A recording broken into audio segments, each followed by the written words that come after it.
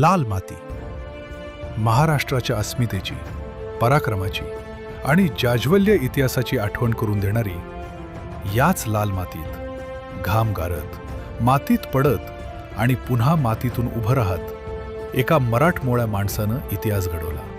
नाव खाशाबा जाधव. सातारच्या या रांगड्या मातीतून उभा राहिलेला हा योद्धा 1952 भारताला कुस्ती या क्रीडा प्रकारात इतिहासातील पहिलं ऑलिम्पिक पदक जिंकून देणारा खाशाबा जाधव. खाशाबांच्या त्या ऐतिहासिक विजयानं असंख्य खेळाडूंच्या डोळ्यात ऑलिम्पिकचं स्वप्न पेटवलं.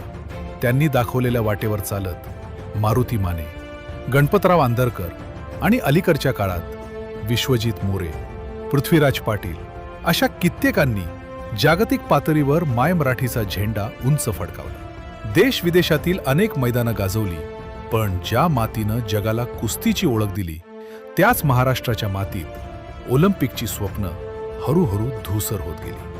आणि याच प्रेरणेतून शिवसेना नेतृत्व एकनाथजी शिंदे साहेब यांच्या मार्गदर्शनाखाली आणि डबल महाराष्ट्र केसरी चंद्रहार पाटील यांच्या नेतृत्वाखाली उभी राहत आहे क्रीडा सेना.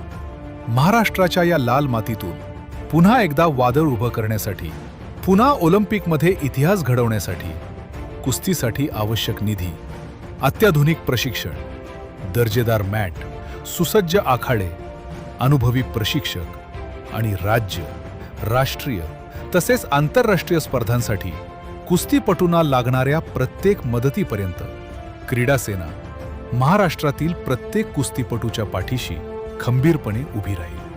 खेळाडू घडवणारी, महाराष्ट्र घडवणारी क्रीडा सेना.